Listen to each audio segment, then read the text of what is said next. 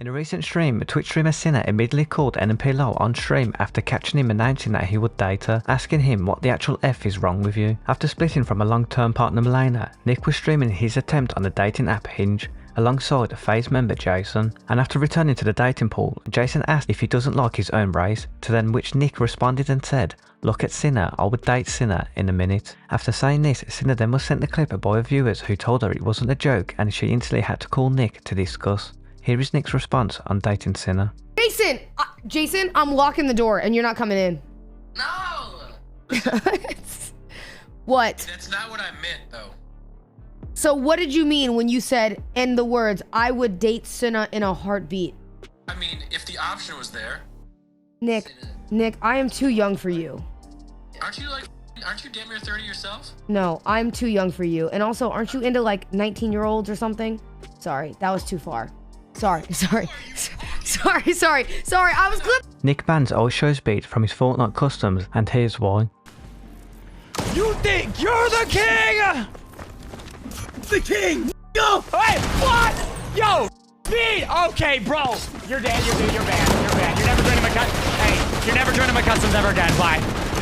Nick was laughing his ass off until he realised he was supposed to be family-friendly. I'm convinced Nicky30 isn't even real. IDK if it's the family-friendly vibe or what. But every time I see his clips, I just get this vibe. Nick30 is so afraid of vicious speed because why ban him for no reason? Nick30 just yeeted. Speed out of Fortnite customs forever. Viral moment alert. This is so bent. The fact that Nick is in his 30s now makes it even worse. Like bros still playing kids' games at that age. 400,000 Game of Thrones sword. This is the most expensive sword ever sold at auction. Oh my God. This is ever at auction? Mm-hmm.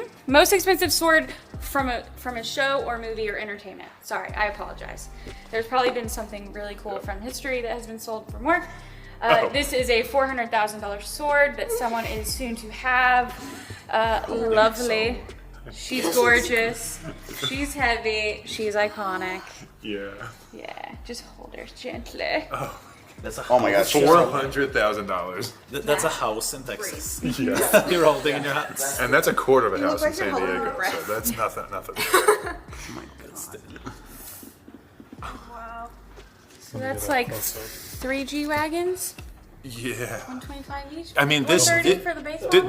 this went 400, yeah. Right? 400 or 425. Was it 425 or 400? 425. Just for I think next bid was 425 is what it was. Yeah. Was he about to go?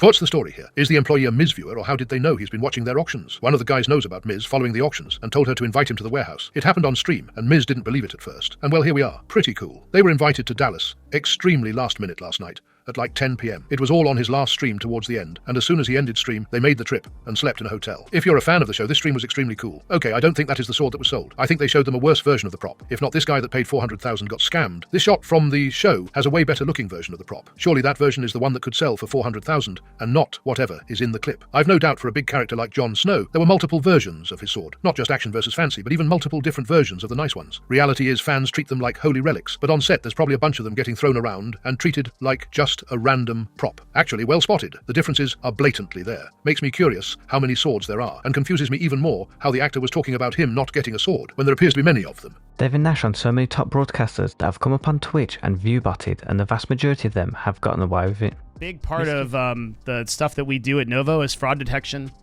That's how I know why there's so many fake broadcasters. Because like we've ended up, there's so many times that I've looked at like people in the top 500 and we're trying to find out if we should sponsor them or not, and then we come back and like the data is like if I just released a list on Novo's authority of viewbotters, I would fucking shake up this industry so hard. Holy shit, it would be a Reddit post for weeks if I told people where the bodies are buried. People do not understand how many people are viewbotted in the top like 10% of Twitch. It's fucking wild.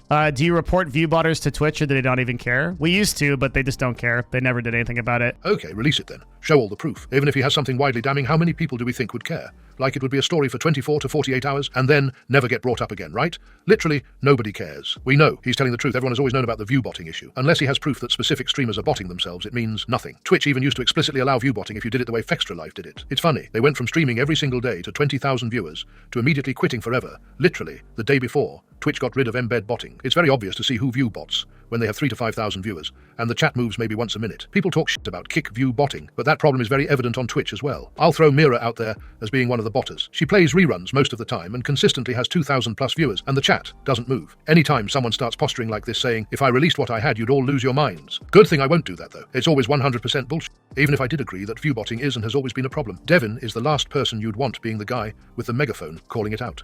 Honest question, does anyone actually take Devin Nash seriously? He seems to pretend like he has all this inside info and knows everything, but rarely says anything of actual value. He has to be the biggest sham expert in this space.